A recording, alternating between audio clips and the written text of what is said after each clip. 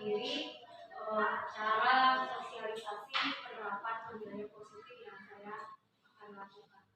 Jadi di sini saya akan mensosialisasikan penerapan budaya positif yang nantinya akan dilaksanakan di sekolah. Jadi tujuan dari penerapan budaya positif ini, kegiatan ini ya khususnya, jadi ini sebuah salah satu tugas pelaksanaan aksi nyata yang diberikan dari pelatihan saya calon bergerak, tidak calon bergerak. Jadi saya diminta untuk mengimbaskan cara atau penerapan budaya positif di sekolah. Baik, akan saya mulai. Di sini budaya positif ada 7 kategori yang akan saya jelaskan. Yang pertama, perubahan paradigma belajar. Kemudian yang kedua, disiplin positif.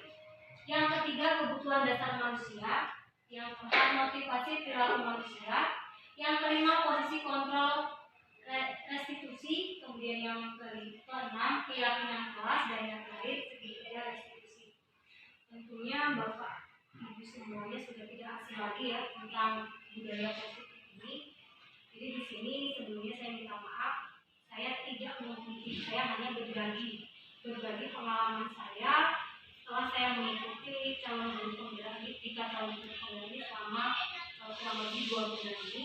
Jadi banyak sekali pengalaman dan ilmu yang saya dapatkan. Salah satunya tentang budaya positif ini. Jadi di sini kita akan sharing aja, bukan saya ini menggurui atau mengajak hal-hal yang mungkin dulunya belum terlaksana di sekolah ini, tapi saya ini sudah sharing. Tentunya Bapak Ibu ini lebih berpengalaman daripada saya. Dari umurnya ya, Bapak umurnya, kemudian masa kerjanya yang lebih lama dari saya, pasti lebih banyak pengalaman. Yang pertama yaitu pembelajaran dengan paradigma baru. Pembelajaran dengan paradigma baru ini dirancang berdasarkan prinsip pembelajaran yang terdiferensiasi, sehingga setiap siswa belajar sesuai dengan kebutuhan dan tahap perkembangannya untuk mewujudkan profil pelajar Pancasila. Seperti yang kita ketahui selama ini ya Bapak Ibu, kita mengajar hanya klasikal ya. Kita menyamaratakan semua siswa itu kemampuannya sama. Padahal pada kenyataannya tidak. Masing-masing siswa ini pasti punya kelebihan, punya kreativitas masing-masing, punya kemampuan yang berbeda-beda. Tapi selama ini kita mengajar di kelas itu kita samaratakan semua. Kita mengajar, kemudian kita beranggapan semua siswa ini punya kemampuan yang sama. Pada kenyataannya tidak seperti itu. Maka kita sebagai guru dari pembelajaran dengan paradigma baru ini, kita disarankan untuk menyesuaikan dengan kebutuhan siswa. Biasanya siswa 1 dengan siswa 2 itu tidak sama. Satu mungkin pintar di bidang matematika, yang satu lagi mungkin di bidang sains. Nah selama ini kita menyamakan, kita mengajar di kelas 1 kelas dengan sistem klasika, kita samakan mengajarnya dengan sistem yang sama. Kemudian yang kedua, disiplin positif. Disiplin. Tentunya Bapak Ibu sudah sangat paham ya dengan disiplin, tidak asal lagi. Disiplin itu budaya kita ya. Dalam budaya kita makna kata disiplin dimaknai menjadi suatu yang dilakukan secara seseorang pada orang lain untuk mendapatkan kepatuhan. Kepatuhan kita cenderung mendukung kata disiplin dengan kaitan ketidaknyamanan. Jadi biasanya disiplin itu kita kaitkan dengan ketidaknyamanan. Disiplin biasanya kita dengan peraturan yang dibuat, kemudian siswa yang harus melaksanakan ketertiban atau disiplin tersebut. Jadi timbulnya ketidaknyamanan. Biasanya siswa itu kalau ada kalimat peraturan, dia sudah takut, bayangannya, saya harus seperti ini, kayak dipaksakan ya. Kemudian sebagai pendidik, tujuan kita adalah menciptakan anak-anak yang memiliki disiplin diri sehingga mereka bisa berperilaku dengan mengacu pada nilai-nilai kebajikan universal dan memiliki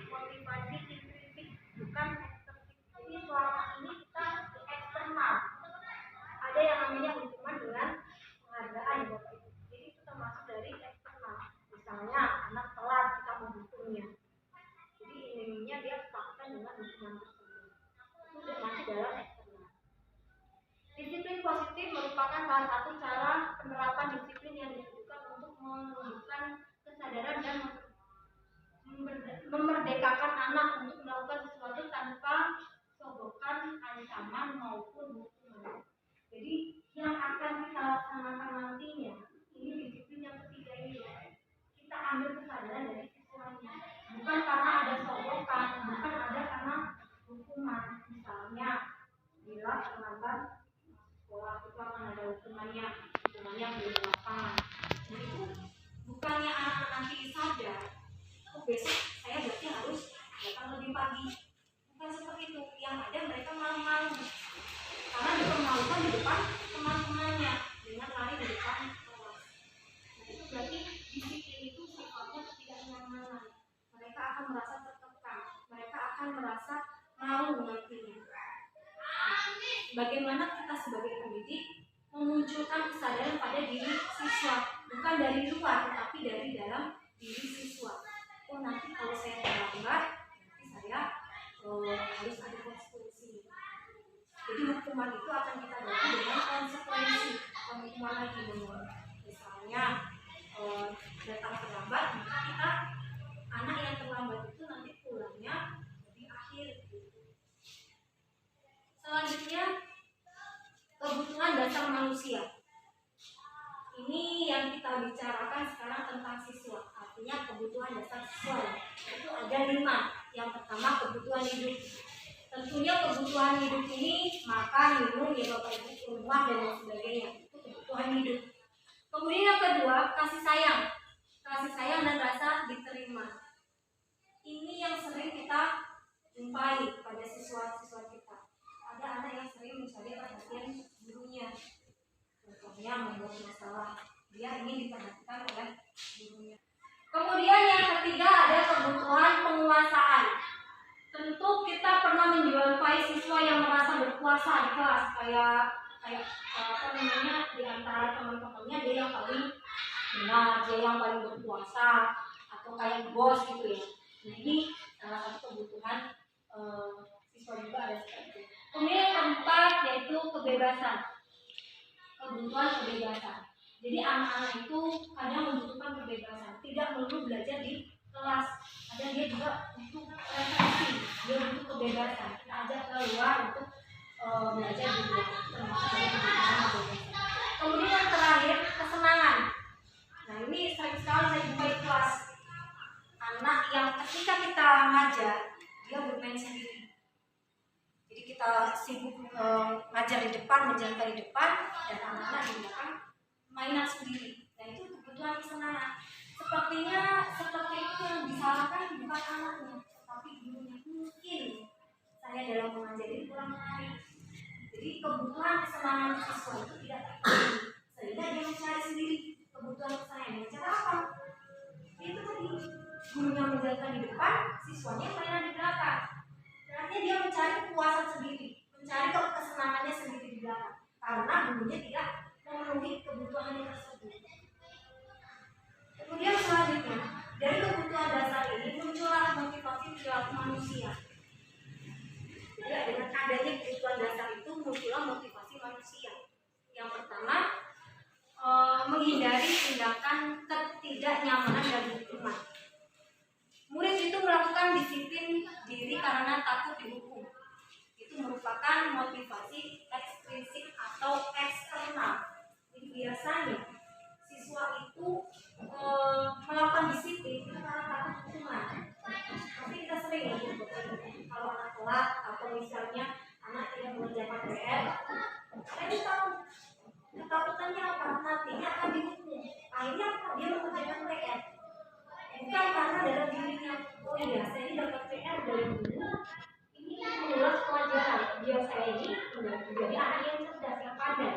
Tapi bukan itu kalau di sini. Jadi dia akan akan dihukum. Nanti kalau saya tidak mengerjakan PR, pasti sama guru saya dihukum, suruh lari muter lapangan. Ini berarti dari atau dalam motivasi eksternal. Kemudian yang kedua, mendapat imbalan atau penghargaan dari orang lain. Ternyata selama ini kita tahu penghargaan yang menurut kita itu baik, yang kita akan menumbuhkan motivasi siswa, ternyata tidak. Ini jangka panjangnya akan berdampak buruk bagi siswa. Kenapa berdampak buruk? Karena mereka melakukan kedisiplinan itu karena diiming-imingi. Kalau saya berangkat pagi, kalau saya rajin berangkat, nanti di sekolah dapat buku, atau di sekolah nanti dapat nilai bagus. Ini kan ada motivasi dari luar, ada iming-imingnya tadi. Dan itu ternyata dalam jangka panjangnya karena nanti kalau tidak ada penghargaan itu, mereka tidak mau melaksanakan kedisiplinan. Jadi termasuk dari eksternal. Kemudian yang ketiga, menghargai nilai-nilai kebajikan diri sendiri. Ini yang akan kita terapkan di sekolah kita. Jadi kita tanamkan dari diri siswa. Berdisiplin itu agar saya dapat melakukan disiplin diri agar dia sadar akan nilai kebajikan diri. Jadi dia itu melakukan disiplin itu atas kesadaran dirinya sendiri, bukan dari luar, tapi dari dirinya sendiri. Oh, nanti kalau saya selama sekolah berarti saya tidak pelajaran. Kalau saya tidak mengerjakan PR, saya nanti tidak pandai.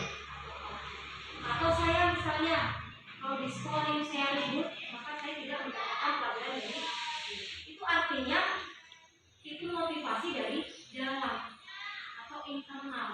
Nah, ini yang akan kita terapkan di sekolah kita atau di kelas kita. Selanjutnya, konsep disiplin dengan identitas belajar. Jadi disiplin itu bisa gagal ternyata kalau penerapannya tidak sesuai. Contohnya di sini hukuman.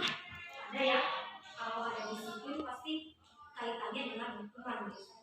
Nah, ini nanti akan menyakiti siswa. Yang namanya hukuman pasti akan menyakiti siswa, baik itu dari luar maupun dari dalam. Misalnya dihukum berkeliling depan. Ini artinya semua siswa yang ada di SD 3 ini akan lihat, oh si A ini sedang dihukum nih, dia tidak mengerjakan PR atau terlambat masuk sekolah. Artinya apa? Timbul rasa malu di dalam diri siswa tersebut. Akhirnya apa? Dia merasa tidak nyaman. Oh, ternyata saya ini sangat siswa yang dihukum, jadi dia tidak nyaman. Kemudian apa? Murid merasa takut. Saya besok harus berangkat pagi, biar saya tidak dihukum. Akhirnya takut, bukan sadar terhadap dirinya sendiri karena ketakutan. Kemudian memaksa.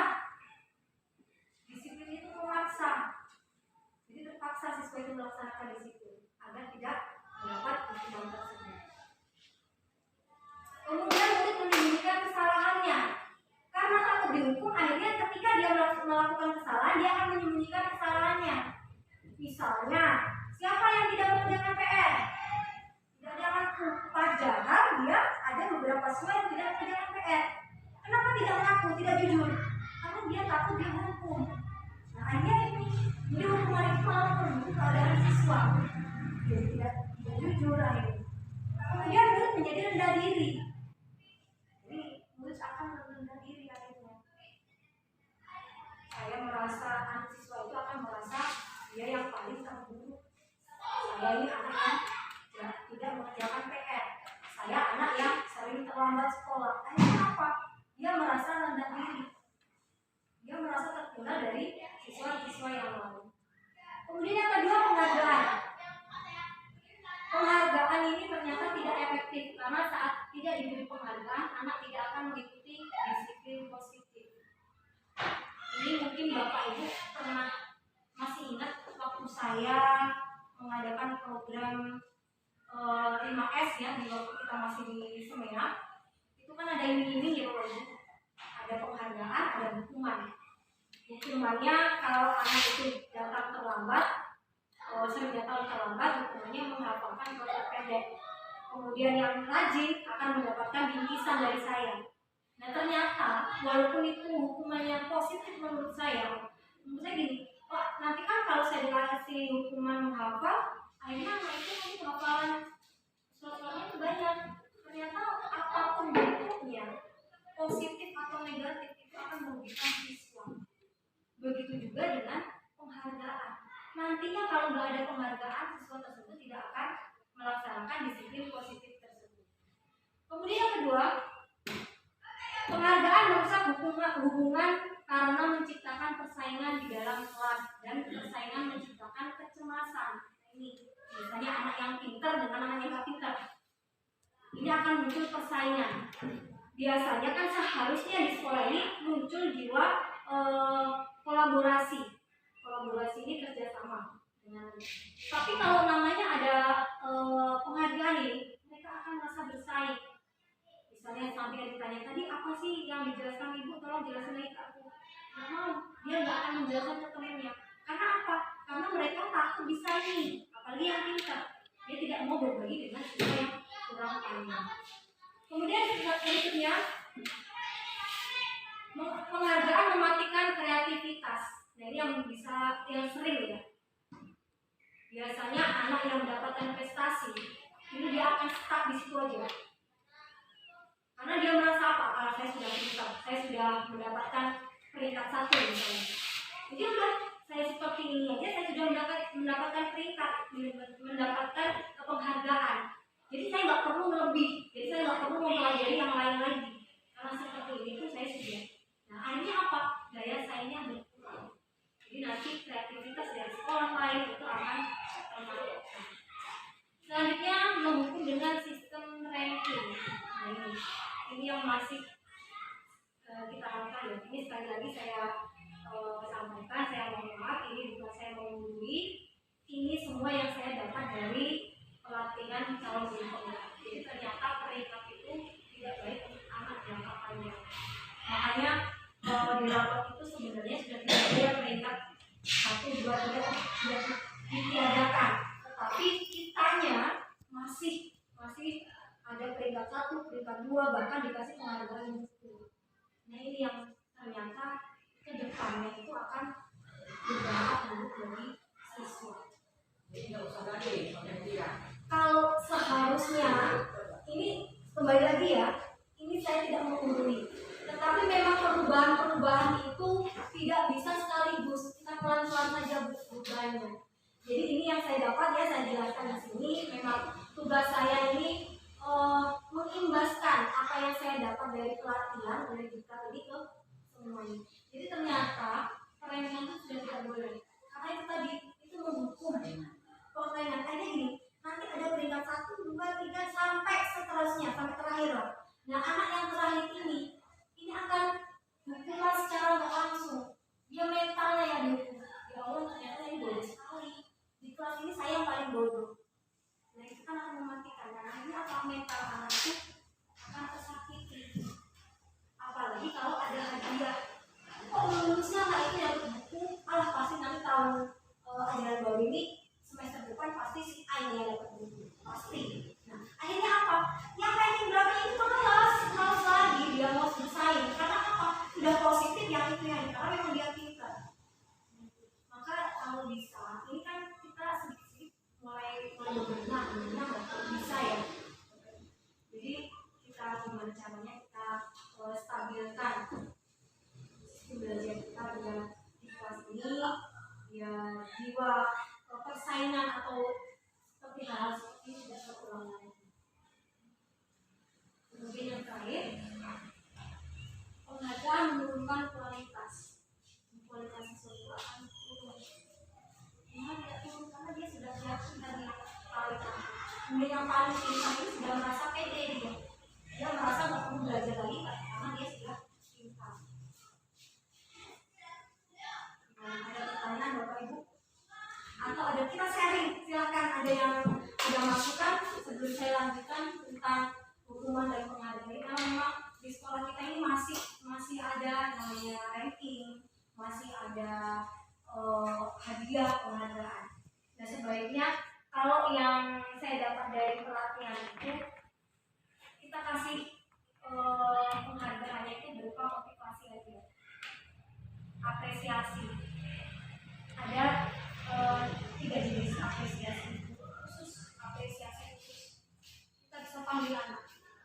Kalau kamu tadi bagus, kamu pintar. Jadi perseorangan, jangan kita kasih penghargaan di kelas. Misalnya kita lagi ngajar ya, kita kasih pertanyaan, si A misalnya, si Dani misalnya, dia bisa jawab.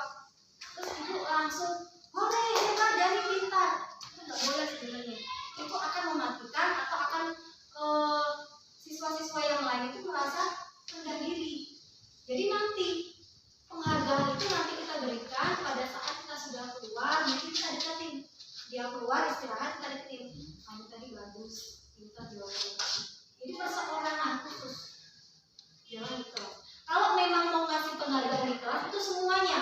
Misalnya, oh si Dani hebat, si Fitri hebat. Jadi semuanya ada, semua dikasih penghargaan, semua dikasih apresiasi. Jangan satu orang. Itu nanti akan merendahkan harga diri mereka. Jadi nanti akan ada apa ya? Mereka itu akan dipandang sama. Oh yang pintar, yang enggak pintar, yang sedang itu merasa diperhatikan semua, tidak dianaktirikan. Jadi selama ini pengalaman saya pikir gini, kalau saya misalnya ada anak bisa menjawab pertanyaan saya kasih apresiasi, ini nanti akan menyemangati teman-teman yang lain. Ternyata tidak. Ternyata itu malah justru anak-anak yang lain itu malah jadi minder. Kok malu dia sih? Apalagi langsung dikasih penghargaan sama betul tangan, jempol atau dikasih bintang misalnya. Sebenarnya dikasih secara khusus, dipanggil ke kantor atau diajak ngobrol secara persekolah secara khusus gitu. Bapak Ibu ada yang mau berpendapat, silakan sebelum saya lanjutkan. Ini kan kita sharing ya, Pak Ucit kayaknya mau ngomong, silakan. Saya ini di kelas ini tidak hanya sekedar di kelas, saya ini pengen apa yang saya dapatkan ini nantinya bisa diterapkan di sekolah ini. Walaupun sekolah kita yang seperti ini keadaannya, kalau bisa ya perbaiki itu. Kemudian selanjutnya konsep disiplin dengan identitas sukses. Jadi kalau tadi yang gagal, kita sekarang nanti gimana caranya biar konsep disiplin itu bisa berhasil. Yang pertama konsekuensi. Jadi konsekuensi ini merupakan penguatan jangka pendek. Contoh konsekuensi ya Bapak Ibu, ini saya kasih contoh. Misalnya nih, anak dalam kelas itu menumpahkan air. Konsekuensinya apa? Bukan mereka suruh lari lapangan, bukan. Tapi dia suruh membersihkan lantai yang ketumpahan air tadi. Atau misal anak datang terlambat masuk kelas telat, misal terlambat 15 menit. Langsung kasih tahu konsekuensinya. Jangan nunggu nanti, ya atau besok atau kapan. Jadi karena dia terlambat masuk 15 menit, dia keluar terlambat 15 menit. Itu konsekuensi. Artinya itu jangka pendek. Mereka langsung menyadari kesalahan. Oh ya berarti nanti saya harus datang lebih awal biar saya nanti tidak pulang terlambat. Itu kan akan termotivasi dari dalam dirinya. Kemudian perlu monitoring berkelanjutan. Ini monitoring berkelanjutan. Kita sebagai guru harus monitoring secara berkelanjutan. Setelah mereka melakukan kesalahan ada perubahan atau tidak. Selanjutnya stimulus dan respon. Itu ada stimulus. Kita yang memberi stimulus, kemudian kita yang meresponnya. Nah, kita kasih konsekuensi. Nah, kamu sudah menumpahkan air. Konsekuensinya kamu sudah tahu harus ngapain. Oh iya Bu, saya harus membersihkan. Mereka ada respon. Jadi kita tidak kamu harus membersihkan tidak. Kita tanyakan ke siswa, kita tawarkan. Nah, kamu sudah menumpahkan air di lantai, terus apa yang akan kamu lakukan? Mungkin saya akan membersihkannya. Mereka ini tidak merasa terpaksa, walaupun toh itu dia fisik yang kerja gitu ya. Tapi itu kan kemauan mereka. Ada respon dari mereka. Itu akan lebih maksimal. Kemudian selanjutnya menghormati peraturan. Dengan adanya konsekuensi itu dia akan menghargai peraturan. Contohnya saya tadi sudah membuat peraturan keyakinan kelas yang nantinya akan dipatuhi mereka. Yang buat bukan saya keyakinan kelas itu, tapi siswa dengan saya. Jadi begitu. Kami sekolah itu kelas ini membuat keyakinan kelas yang nantinya akan diterapkan bersama-sama. Nah, ini tidak ada unsur paksaan. Selanjutnya menghilangkan waktu untuk merenungi kesalahan. Nah ini biasanya kalau hukuman itu dia akan merenung. Ya Allah, saya tadi dihukum lari di lapangan loh. Banyak yang lihat enggak ya? Terus nanti saya ke sekolah gimana? Malu nggak saya sama dengan teman-teman yang lain? Itu akan perlu perenungan lama. Tetapi kalau konsekuensi tidak, mereka langsung berjalan. Ya konsekuensi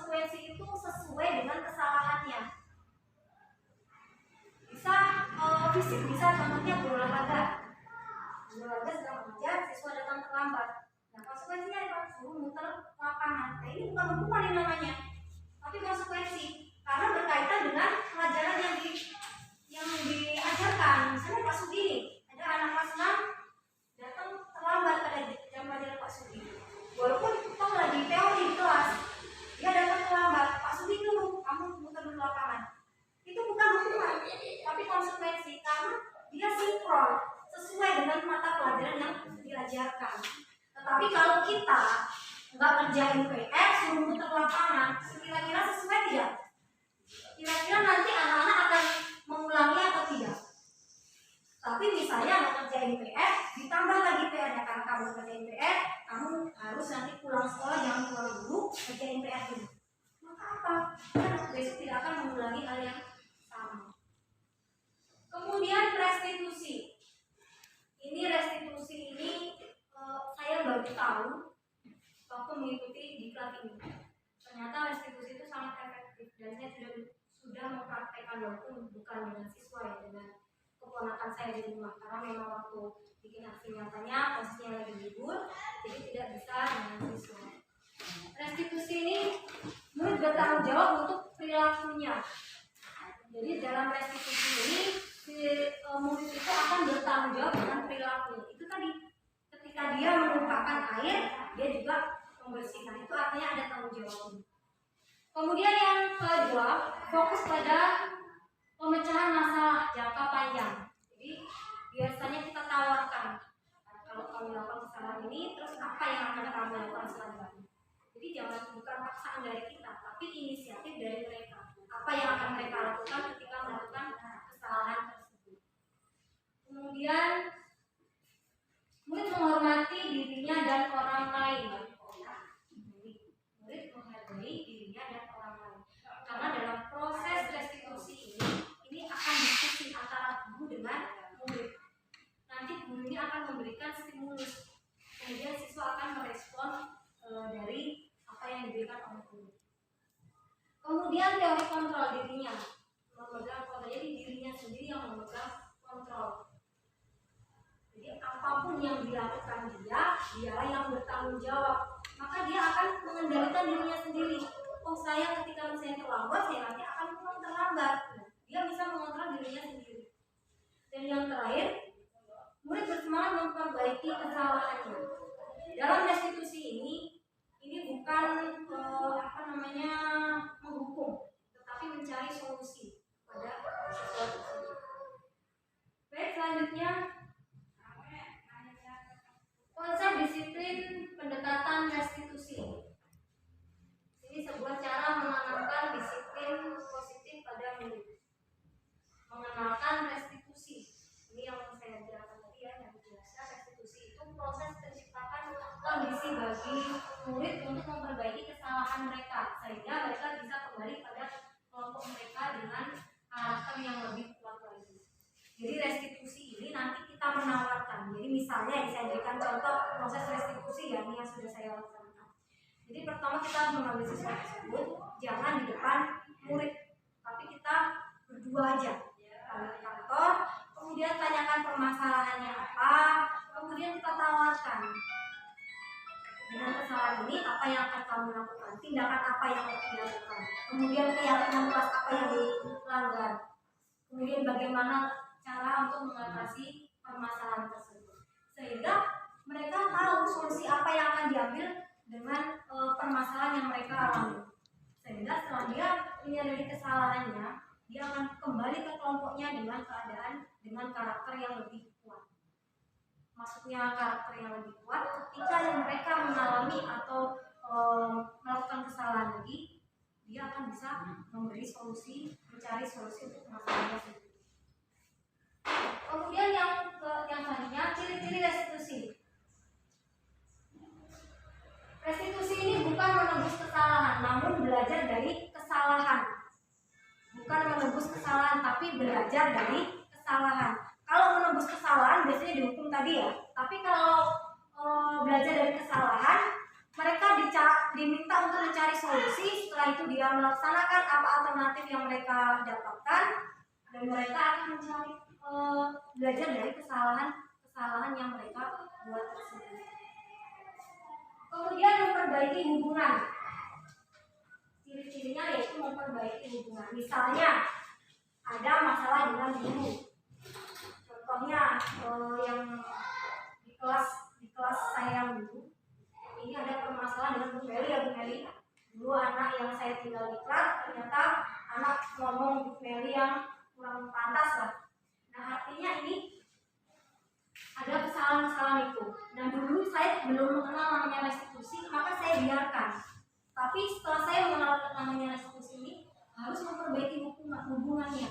Jadi siswa yang melakukan kesalahan itu harus meminta maaf pada guru yang tadi yang berhubungan dengan masalah tersebut. Jadi nantinya akan hubungannya akan kembali baik.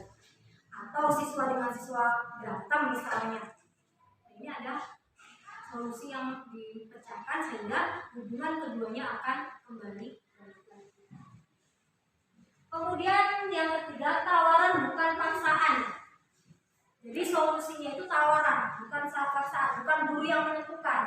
Misalnya berantem, kamu harus minta maaf sama si A, tidak itu. Tapi kita tawarkan, kamu sudah berantem dengan si A. Jadi apa yang akan kamu lakukan? Pancing siswa itu untuk mencari solusi sendiri. Misalnya saya harus minta maaf. Artinya mereka sudah bisa. Kita menawarkan mereka bereaksi untuk melakukan tindakan yang mereka lakukan. Kemudian selanjutnya, menuntut untuk melihat ke dalam diri. Menuntut untuk melihat dalam diri, introspeksi, mengoreksi dirinya. Sudah benarkah? Bagaimana tindakannya akan saya lakukan ketika saya melakukan kesalahan? Kemudian fokus pada karakter bukan tindakan. Kita sebagai guru harus fokus pada karakter bukan tindakan. Karena kebutuhan dasar tadi ya, tindakan siswa yang membuat masalah itu sebenarnya bukan karakter, tapi itu tindakan mereka yang ingin mendapat perhatian lah, atau kebutuhan kasih sayang yang belum terpenuhi, maka muncul tindakan artinya bukan karakter. Kemudian mengutamakan dan fokus pada solusi, jadi mencari solusi. Solusi itu dicari berdua, bukan hanya guru yang mencari, tapi siswa dan guru. Selanjutnya, restitusi 5 posisi kontrol. Ini yang biasa kita terapkan ya, posisi kita sebagai guru, ada penghukum, pembuat rasa bersalah, teman, pemantau, atau manajer. Nah, kita bisa introspeksi diri kita sendiri ya. Ini guru yang seperti apa? Kalau saya terus terang guru penghukum. Karena apa? Saya sering menghukum anak. Misalnya dia ngerjain PR, saya hukum dia. Ini penghukum itu menggunakan hukuman fisik maupun verbal untuk menekan murid. Suruh lari lah, atau mengerjakan PR, sepuk lah, itu termasuk dalam hukuman. Kemudian pembuat merasa bersalah. Ini biasanya guru yang kalimatnya lemah, tetapi melemahkan karakter siswa. Misalnya contoh ini, tolong Sina kerjain tugas, apa kamu gak kasihan sama ibu udah capek-capek jelasin, tapi kamu gak kerjain tugas, kamu gak memperhatikan ibu. Nah ini membuat siswa itu merasa bersalah. Akhirnya apa? Siswa itu akan down. Oh berarti saya ini salah, saya sudah membuat guru saya seperti itu. Itu kalau guru kontrol pembuat masalah. Kemudian teman, guru pada posisi ini tidak akan menyakiti murid, namun akan tetap berupaya mengontrol murid melalui persuasi. Jadi lebih akrab lagi dengan siswa, tapi ada resikonya. Guru sebagai teman dengan murid ada bagusnya, ada positifnya, ada juga negatifnya. Positifnya kita akan semakin dekat dengan murid, tetapi negatifnya murid akan menunjak sama guru biasanya. Jadi kita menyepelekan seperti temannya. Kemudian posisi pemantau berdasarkan pada peraturan-peraturan dan konsekuensi, sangat mengandalkan perhitungan catatan data. Jadi di sini pemantau itu dilihat dari datanya.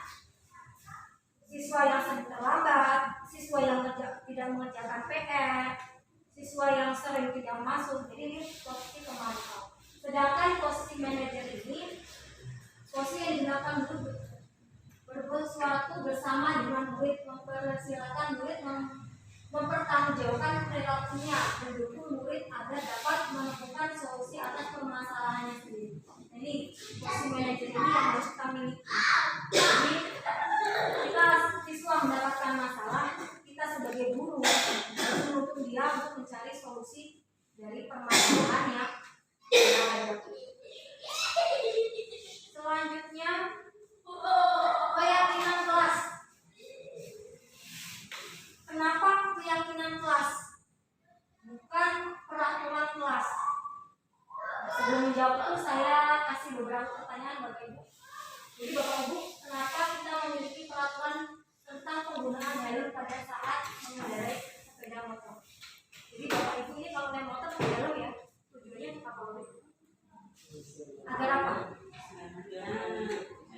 Kesehatan, keselamatan ya. Itu artinya berarti dalam diri kita. Bukan karena takut ditilang. Nah, kalau takut ditilang ini lebih ke peraturan. Hah? Iya juga. Oke, jadi ada dari dalam, berarti ada dari luar juga ya. Oke. Jadi kalau saya ya kemana pun saya pakai helm. Entah kenapa itu kalau demi kenyamanan. Kayaknya sudah pakai, jadi sudah pengalaman ya Bu. Dekat aja bisa. Nah, jadi artinya kenapa kok keyakinan kelas bukan peraturan? Kalau peraturan ini akan takut hukuman, tetapi kalau keyakinan kelas ini muncul dari diri kita. Kemudian kedua, kenapa kita memakai masker?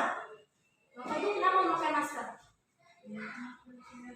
Demi kesehatan, artinya dari dalam diri, bukan karena dimarah oleh dinas. Kalau pakai masker nanti dimarah dinas. Nah, berarti kalau yang dimarah karena dimarah dinas ini artinya masih dalam dari luar, motivasi dari luar, karena takut dihukum. Nah, itulah kenapa keyakinan bukan peraturan. Karena kalau peraturan itu lebih mengekang dan kita melaksanakan karena takut hukuman. Tetapi kalau keyakinan itu muncul dari diri kita sendiri. Kita akan takut nanti kalau naik motor, kalau nggak pakai helm, kalau terjadi sesuatu kalau kita masih aman gitu kan. Jadi demi keselamatan, kesehatan, termasuk demi kesehatan. Itulah bedanya peraturan dan keyakinan. Jadi sebenarnya sama, tetapi beda penerapannya. Kalau peraturan dari luar motivasinya, sedangkan kalau keyakinan ini dari dalam diri kita. Jadi lebih baik yang mana Bapak Ibu? Peraturan atau keyakinan kelas? Bapak Ibu,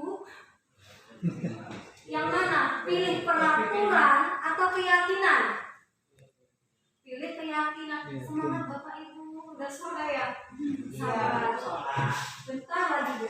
Oke, saya lanjutkan. Bentar lagi Bu.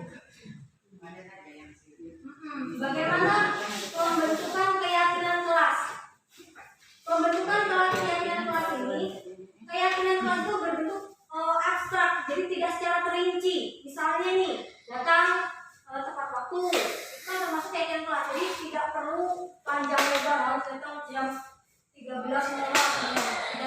Tidak secara gamblang, tidak secara rinci, tetapi abstrak saja. Yang penting mudah dipahami, mudah diingat oleh siswa. Oke, nanti bisa dibaca sendiri. Dan juga jangan nyaman kalau juga nyaman. Ini hasil keyakinan kelas. Jadi kita nggak nyaman kalau ibunya nggak nyaman. Enggak masuk obat jam. Ya, ini dikit. Satu lembar lagi. Ini keyakinan kelas yang tadi saya buat sama siswa. Di contoh keyakinan kelas, bertanggung jawab mengerjakan tugas tiket misalnya. Kemudian bersikap jujur. Kemudian lagi yang ketiga, bersikap tenang saat pelajaran berlangsung. Bersikap sopan kepada dan hormat kepada guru, saling tolong-menolong, hidup rukun dengan teman. Ini salah satu contoh keyakinan kelas. Bukan peraturan panjang ya. Kalau keyakinan kelas ini yang abstrak, pendek tapi mudah diingat sama siswa dan dapat diterapkan. Ini harus menyesuaikan dengan keadaan sekolah kita. Kemudian sewaktu-waktu ini bisa berubah. Misalnya ajaran semester pertama ini keyakinan kelas. Nanti semester kedua karena sudah tahu keadaan kelas ini bisa kita rubah. Jadi bisa diperbarui 6 bulan sekali atau 3 bulan sekali. Jadi lebih fleksibel. terakhir, sabar Bapak Ibu. Saya juga sudah nggak nyaman. Restitusi, ini yang saya bicarakan tadi, restitusi ya. Restitusi itu ada 3 langkah. Yang pertama,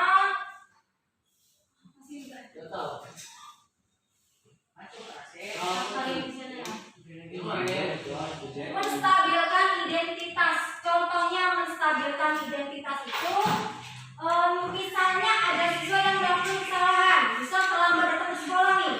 Jadi kita stabilkan dengan cara begini. Nah, ini bukan kamu saja yang melakukan ini. Kamu bukan satu-satunya orang yang pernah melakukan kesalahan ini. Nah, artinya dia akan kembali lagi. Oh, ternyata bukan saya aja yang seperti ini. Artinya dia akan stabil, akan kembali lagi. Nggak kedor gitu, nggak rendah diri.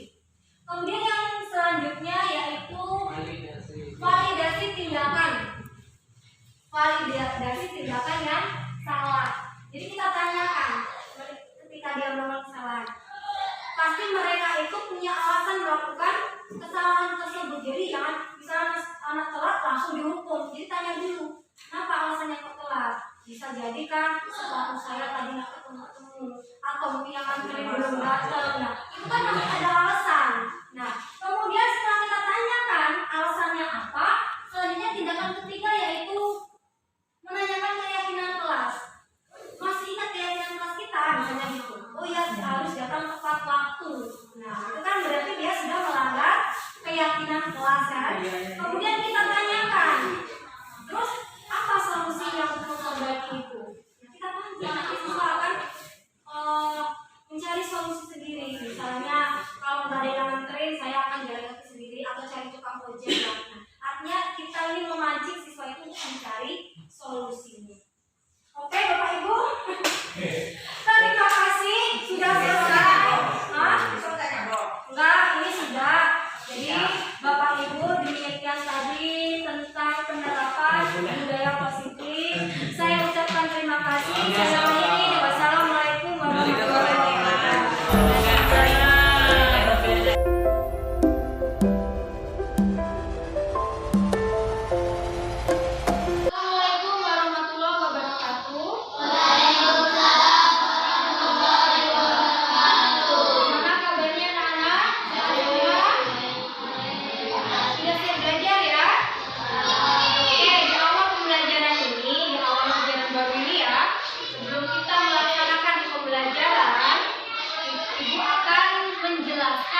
Bagaimana cara penerapan budaya positif di dalam kelas kita. Kira-kira ada yang tahu nggak apa itu budaya positif? Ya, apa? Ya, perilaku yang baik atau perilaku yang positif yang dilakukan di kelas. Tidak hanya di kelas, tapi juga di luar kelas. Nah, nantinya ada yang tahu? Bisa kasih contoh apa contoh dari perilaku positif atau perilaku baik yang dilaksanakan di kelas? Apa contohnya? Mengerjakan piket kelas. Ada lagi? Mengerjakan PR. Apa lagi? Sopan terhadap teman dan guru. Terus? Betul, memakai baju yang rapi. Ini semua salah satu contoh dari perilaku positif atau perilaku yang baik. Nah, perilaku yang baik ini nantinya akan menjadi keyakinan kelas. Nah, keyakinan kelas ini yang dibuat oleh siswa dan guru yang nantinya akan diterapkan atau dilaksanakan oleh siswa di kelas ini. Dilaksanakan di mana? Di kelas dan di sekolah, di luar kelas. Oke, nah nanti ini ibu punya post-it. Nanti ibu bagikan ke masing-masing siswa. Nanti ditulis keyakinan kelasnya itu apa menurut kalian yang akan kalian gunakan untuk di kelas kita. Paham? Oke, sekarang ibu bagikan ya.